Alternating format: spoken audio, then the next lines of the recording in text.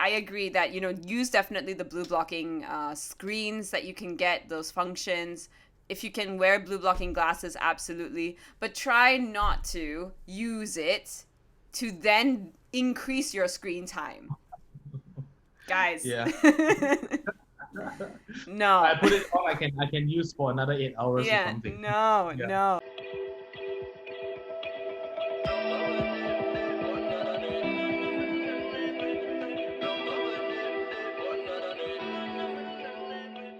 Hi there, and welcome to another episode of Shift with Shubra. I'm your host, Shubra Vanetti, and I am the host of this series. And I am a adult sleep consultant, a child sleep consultant, a baby science program instructor, and an Akashic light healing practitioner. And on today's conversation, we are talking about the windows to the soul. And yes, I mean the eyes, your lovely eyes right there. And we are going to be having a conversation with Ken Tong, and Ken is the president of the Singapore Optometric Association. And we're going to be talking about some of the basic care and health tips for your eyes, because having excellent vision, healthy eyes is quite crucial to obviously our well-being. I mean, we, for those, when we have the gift of sight, it is so fundamentally important on how we operate in our life. And more often than not, especially with today, with COVID times, a lot of us are subjecting ourselves to a lot more screen time than we probably would have. We're subjecting our young children as well to a lot more screen time because of the situation that our schools have had to go online. They've had to go virtual. A lot of things have had to go virtual. So therefore, with our eyes historically being conditioned to seeing depth of, far distances, seeing things outdoors, not really used to seeing screens. And now in a digital age where we're always facing the screen, we're always sort of looking at our phones, and things are just getting nearer and nearer and nearer and brighter and brighter and brighter. Our eyes are paying a little bit of the price. So I really just wanted to talk to someone about eye health. And I'm so happy that we have Ken on today. So Ken is going to be telling us all about how to take care of your eyes, how often should you be visiting the eye doctor, and which eye doctor should you be seeing, because I'm not sure if you know this, because first of all, I'll hold my hand up that I never got glasses until very recently. And again, it was because my job previously to being, not this, but my jobs previously that led me to my jobs previously leading me to have glasses was predominantly outdoor. I'd be seeing people's faces. I would rarely be using devices. And it was only until I had jobs in the corporate sector and the social sector that which was computer based, that I started having glasses, that I needed glasses. And so I didn't even know there was a difference between an optometrist, an ophthalmologist, and an optician. And I didn't really know that you could go to an optometrist to get your eyes checked for even certain conditions, eye health conditions. So I hope this conversation is really helpful for you to understand when you would go and see an optician, optometrist, or an ophthalmologist, and how an optometrist will actually be able to help you manage your eye health and eye care. And I really hope you enjoyed today's conversation. Please let us know in the show notes below. If you have any comments about today's episode, like it, share it, subscribe to our channel, share it with people that you think might benefit from this conversation. Please do write into us if you have any suggestions on future topics. And thank you so much for tuning into today's episode. I hope you enjoy. Hi, Ken. Thank you so much for coming on to Shift to Shubra and joining us on this podcast series. And I just wanted to, maybe for our listeners and our viewers, maybe you can just elaborate a little bit about what is it that you do? What is an optometrist, and how does that differ from an optician that most people might be thinking an optometrist is, or an ophthalmologist, which is maybe an eye doctor who's in a hospital? Could you just elaborate on the difference, please? Right. Thanks for asking that, Shubha. So as an optometrist, we are the primary eye care provider. So we really do primary care work. Like if you need to go to a GP for flu, fever, or stomach cramps and stuff like that, you go to see a GP, right? So as a primary eye care practitioner, we are the GP for your eyeball. Mm. So, if you have a red eye, you come to an optometrist, he can probably tell you what your red eye is caused by. Is it an allergy? Is it dry eyes? Is it caused by a closed angle glaucoma? Is it caused by, just normal conjunctivitis? Is it viral or bacterial? So we are equipped, we are trained to be able to diagnose some of these red eyes condition. Of course, speaking of diagnosis, a lot of times people don't know because we are the first line of defense. We can triage conditions such as glaucoma, right? Mm. Is eye disease where your nerve is damaged. We can look at cataracts. We can look at retinal detachment. We can look at a diabetic retinopathy, macular degeneration. So all these are common eye disease that are graying in Singaporean population, right? I think a lot of places, if you're not listening just from Singapore, the world is graying, right? We have an aging population that we are facing. So we are able to screen for these eye conditions, and optometrists are commonly known as eye doctors in US. You mentioned about eye doctors, Mm. but Singapore, we're not licensed and legislated to be, in the education that we have. It's not like a 7 years program that they have in the US. We have a 3 years diploma course, and then you can train and upgrade to a bachelor's degree. 2 years, So usually we have about 5 years of training. But yeah, this is what we do. And of course, compared to an optician, we should primarily do glasses. We can prescribe glasses, of course, but contact lenses are also our specialty.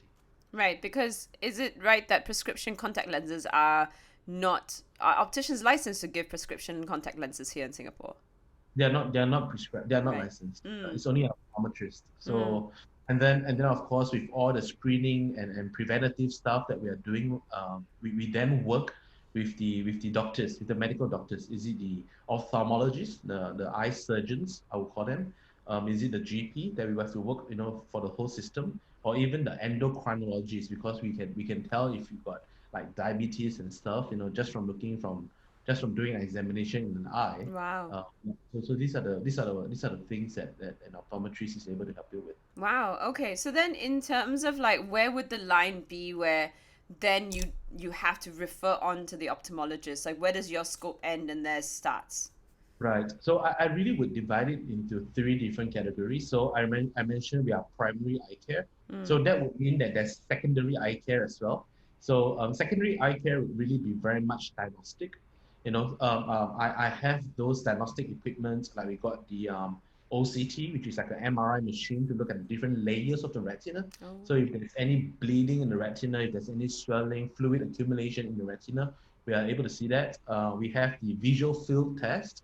So some of these tests and equipment can only be found in the hospital. So Mm. to answer your question, then the only time we need to send out for treatment is really when we need tertiary care. Okay. So if you imagine the inverted pyramid, where primary care is really for the mass, it's for the community. This is where we want to do the screening and do the annual eye exam that we want to look at. And then we can move on to secondary touch wood. If there's anything we found that we are suspicious of, and then we have to send you to secondary test. And if diagnostic is confirmed, and then we send you to tertiary, which is treatment really, whether it's surgeon, laser that the doctors do, certain drugs that we can't prescribe right here in Singapore. Yeah, this is really where the cutoff is, treatment. Mm. Okay. And in terms of like eye care, okay? Just going to the basics. What is the expectation for like if people want to maybe I should frame this a little bit differently. When when should they can basically go to an optometrist almost like a GP for their eyes, right? So if they're starting to have a dry eye tendency or they're starting to have obviously blurred vision is I think the first sign that most people are like, oh, maybe that's when I should be seeing someone. But like are there any other things like red eyes, dry eyes, yellow eyes? I don't know. Is there any things that people should be watching out in terms of eye care? Like what is the good eye essentially? Yeah, I think that is a great question. I can relate it to how we are working from home right now, and there's a lot of that usage on virtual meetings. We have Zoom, we have Google Meet, we have Teams. I'm sure everybody is so well versed with all the virtual meeting platforms. So I think that the kind of meetings that we have and the change in the behavior, right, of what we are doing. Because meetings used to be moving from one room to the other. We are able to meet our colleague face to face, chat about it, we have to walk around our office. But right now, the back to back to back to back meetings are really very much on a laptop and computer. So to really answer you, right? I'm also seeing quite a fair bit of people who are having a lot of digital eye strain. Okay. Where yeah, there's actually a medical diagnosis right now that was probably coined like last year. I was reading an article. It's Right. called trigeminal dysphoria. So trigeminal comes from the trigeminal nerve, which is part of the optic nerve, and when you overuse your eyes on the screen, you see our eyes are never made for the screens, Yes. right? Yes. If you Thank you. look at yeah prehistoric times, 200,000 years ago, humans, we are hunters gatherers, and it was only recent decades of revolution, right? Digital revolution, industrialization, urbanization, digitalization, right? That we are facing the screens far more than ever, and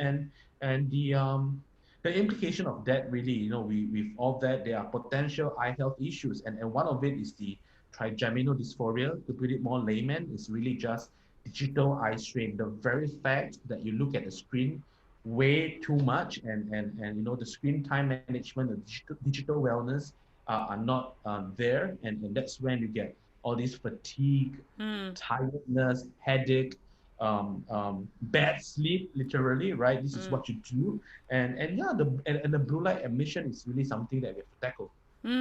Okay. And so, I mean, in if we think back to basics, then most people should be able, right, to be able to see within closeness and also with to see far.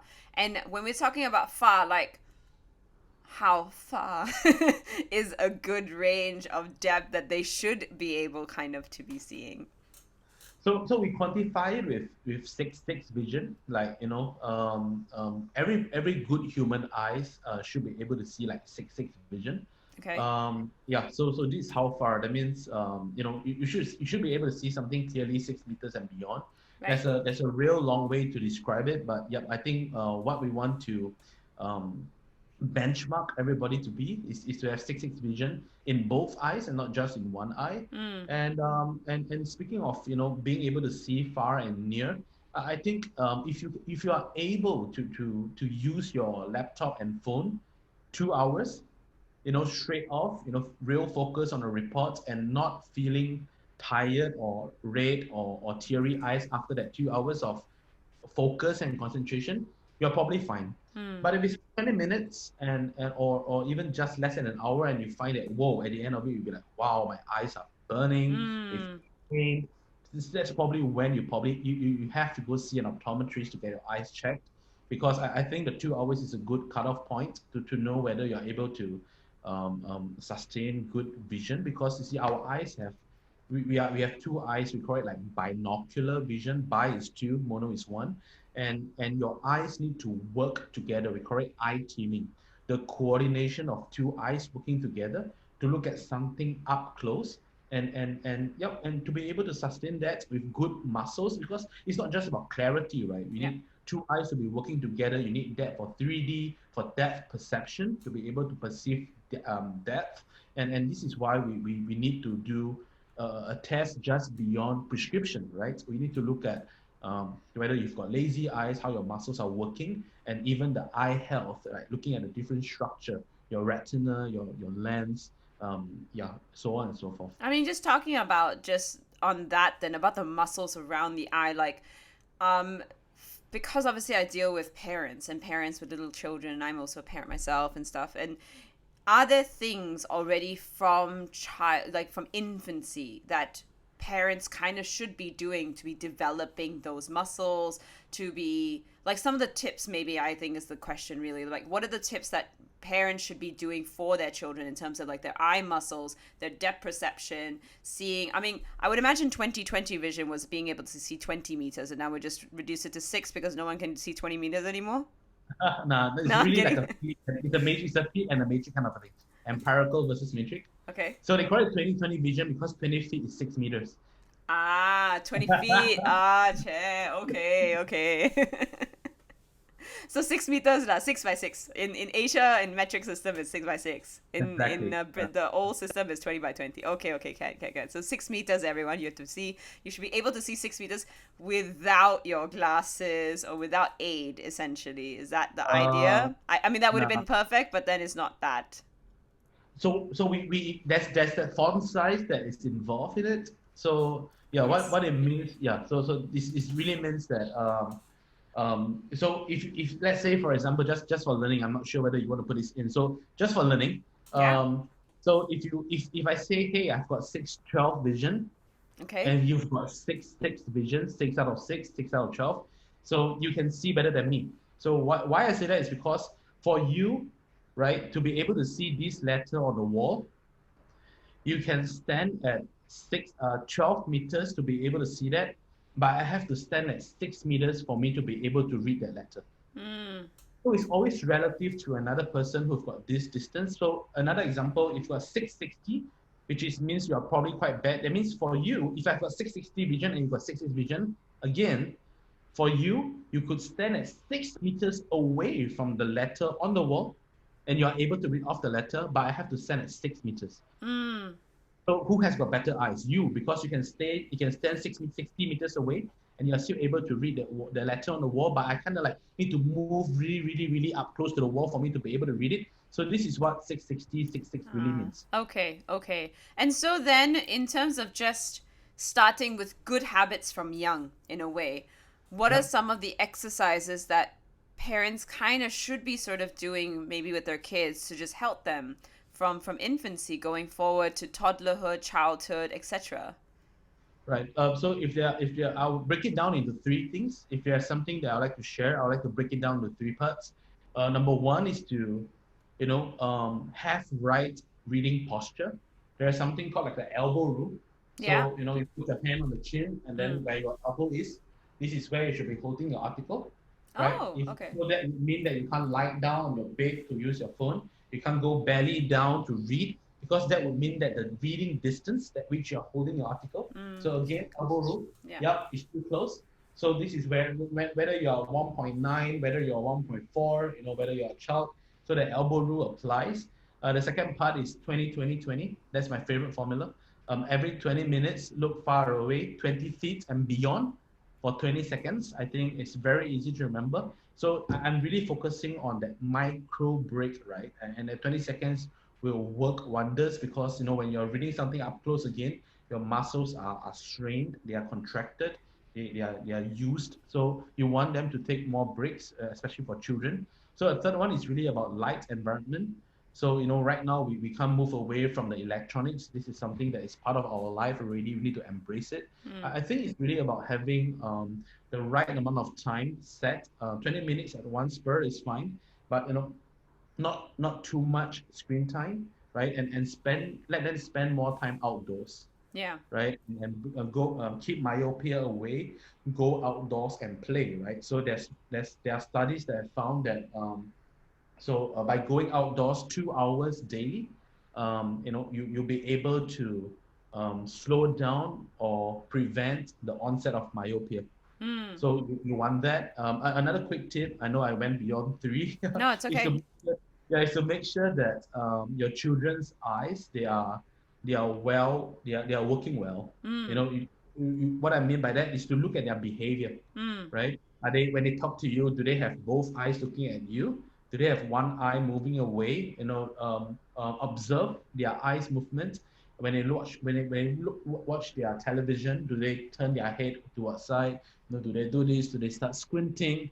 Do they start moving forward to look at something you possibly can? And a very quick test is to really just ask your boy or girl, come, take a look at something that you know that you can probably read quite okay, and then just cover one eye and the other. Of course, bring them to the optometrist is the best method. But of course, if you want to do a quick test, you can ask them to look at like a street name, right, or the MRT station, or the meters on the road, to ask them to just quickly look at it, and you'll be able to know, right, whether they've got one vision better than the other, and that's when you know that you must send them to an optometrist to get their eye exam done. Mm, okay, and that's really great tips because I think we're just going straight into myopia now because Myopia essentially is what you're very, very passionate about. It's something that you're really, really a big advocate for, because Singapore is, as I think you've said, is the myopia capital, right? So can you just explain to our viewers first what is myopia, for those who may have never heard this, and also how do you think the onset of myopia has kind of come about, and what can we do to, maybe I'll just split it up. Tell us what myopia is first, and then Right. we'll go Okay. into it. So great. Myopia is short-sightedness. Mm, A lot of people know it as a short-sightedness. It means that light is supposed to fall on the retina, which is the inner lining of the eye. But when it falls too short, you can see things up close, but not when they are far away, right? So I actually Googled what the word myopia really stands for. It's an ancient Greek word for closed eyes. Myo means close, ops means eyes. mm. So myopia means the art of closing eyes. Why? Because everything you can't see far, you Yeah, squint. squid, yeah. You see that, and that's how the word myopia came about. But I would like to really change the lens of what people think about what myopia is, and have a new paradigm, and a new perspective to that. Is that because myopia is a disease, Mm, right? When I say it's a disease, it means there's a structural change. And what is a structural change? Your eyes become longer yeah, when you okay. have myopia, right? When you're short-sighted, imagine your eyes become longer. Mm. That's why if you can recall your friend in school, you probably have some nerdy friend, geeky friend who's got like an 800, 1000, prescription kind of a person, They may not actually be nerdy or geeky. It's just what they're born with, sadly. It could be, but most of the time it's associated to reading Yeah. Mm-hmm. and near work and digital device, Mm. right? Because um, the very fact that they have a very thick lens, means that their eyeballs become so long that they need these thick lenses to bend the light all the way to the back, right? Right. And this is how I will really, illustrate how our eyes actually become longer. So with the longer eyes, the truth is the awareness, all right, of what this elongation, I call it that excessive eye growth, Mm. is very, very little. Mm. Because a lot of times people think that, hey, when you need glasses due to short sightedness, just pick up a pair of glasses, just wear it. Yeah. And because it's corrective in nature, Mm. people don't think of the long-term effects, and then some of these studies are actually quite new as well, Right. because now our conversation to our patients isn't just about vision correction, but it's on myopia control. It's about myopia management, Mm. right? Because if you allow this disease to progress, Right. with the elongation eyeball, the retina is going to go thinner, right? And it's going to lead to macular degeneration. It's going to lead to a retinal detachment. Mm. Imagine if I hold a piece of rubber here and I stretch it and I Yeah. pull it, It's gonna snap. the rubber is going to be thinner, the retina is going to be thinner as the eyeball becomes longer. So any prescription, any degree that is more than minus 600 and above,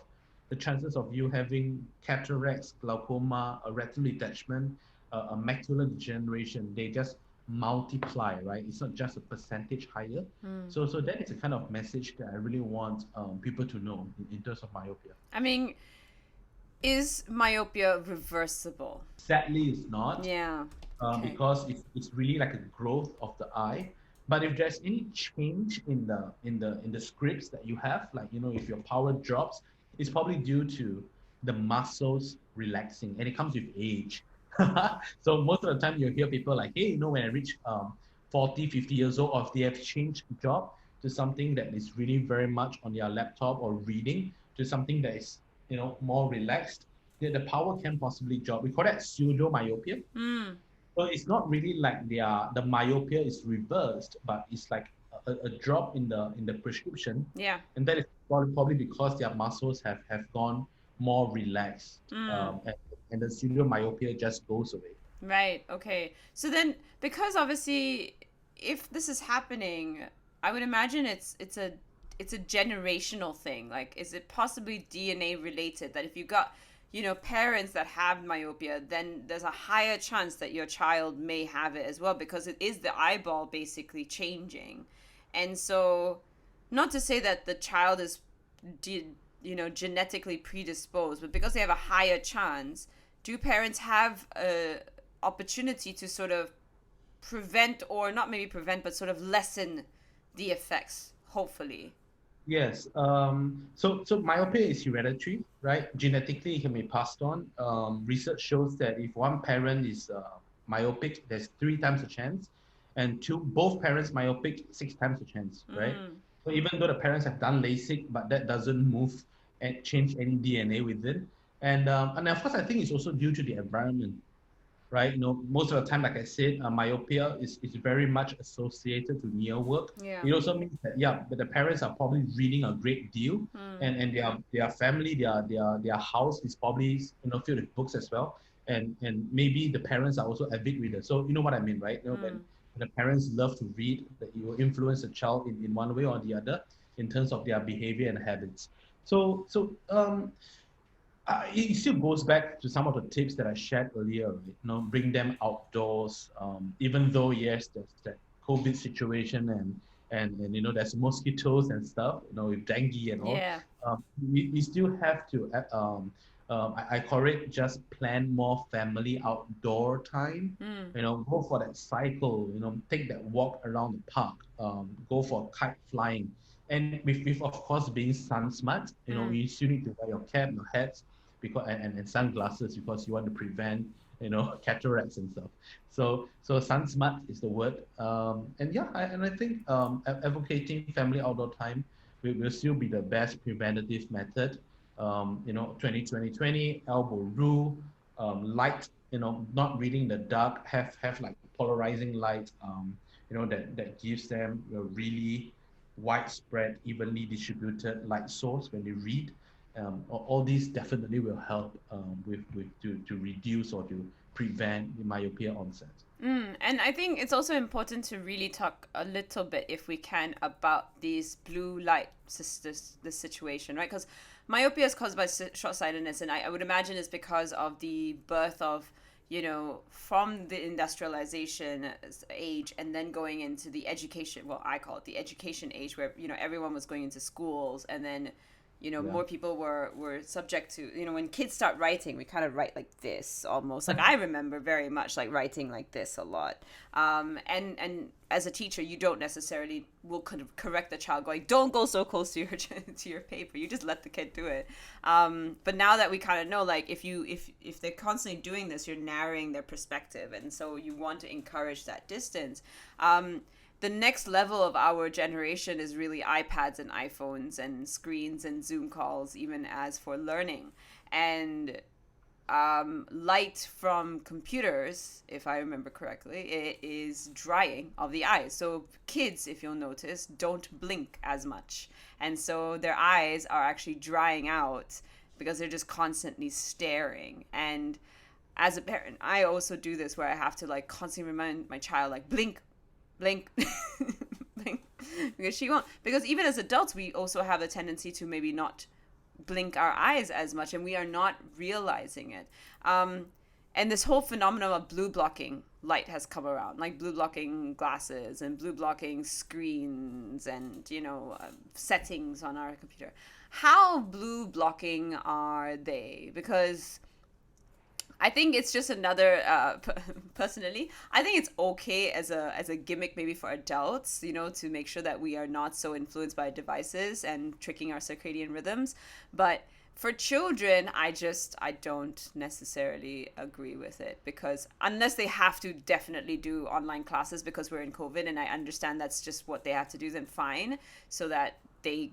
But is it really blue blocking these glasses? Do you know? Do you have any research on that?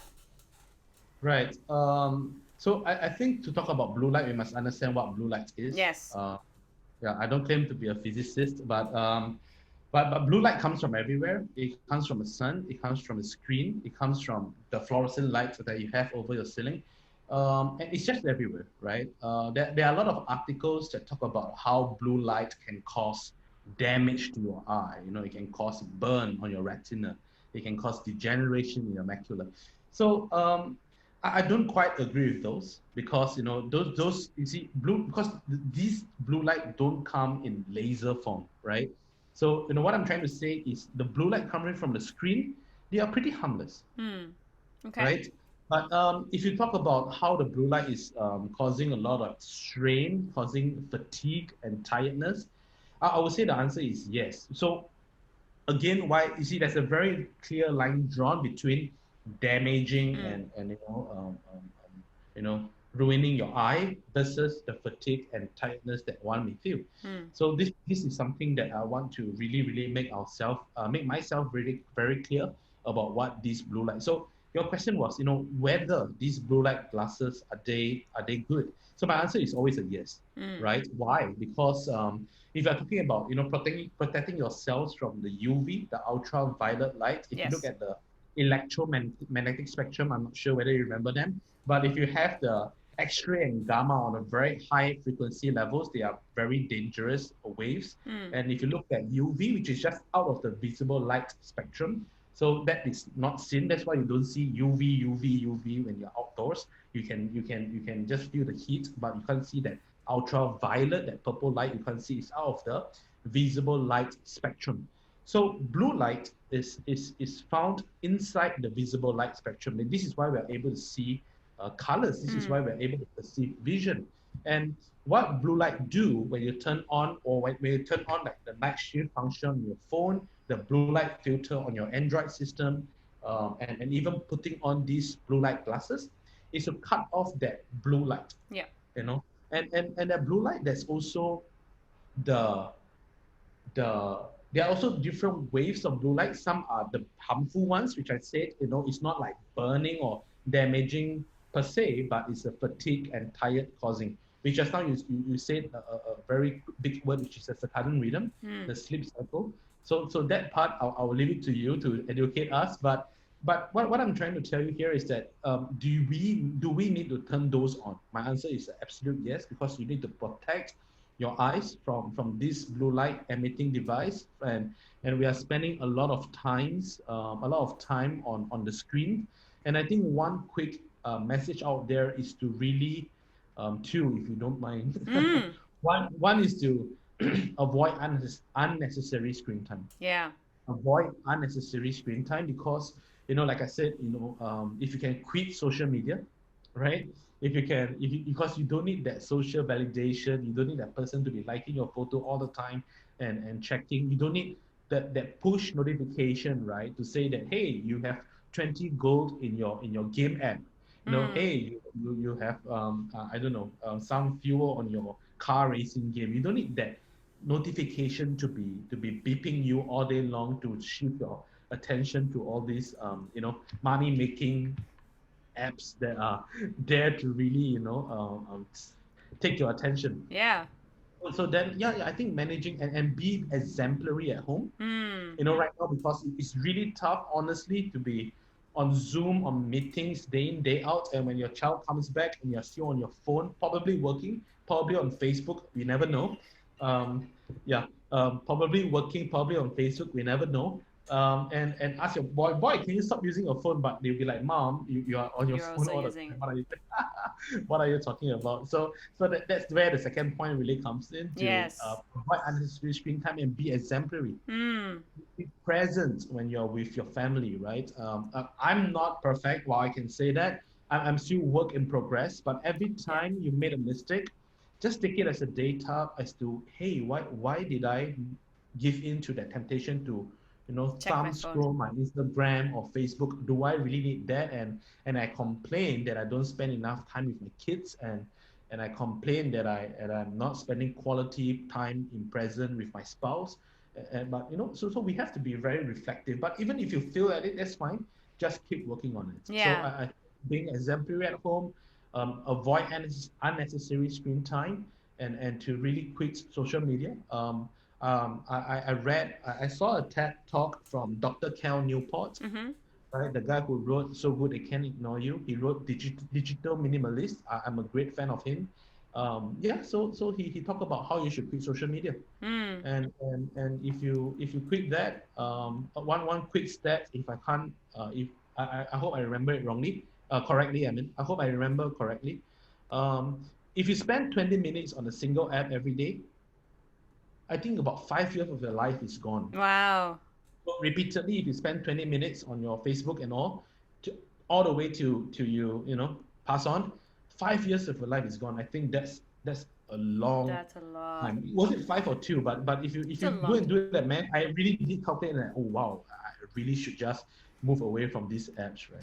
I And mean, I think that, yeah, absolutely. I think I haven't seen it yet, but there's this really big, and this is not like a sell from Netflix. Netflix did not tell me to do this and say this, but there's a really interesting documentary, I think, or film on Netflix called The Social Dilemma, and it's talking about how your phone and these apps are basically created to hook you on them.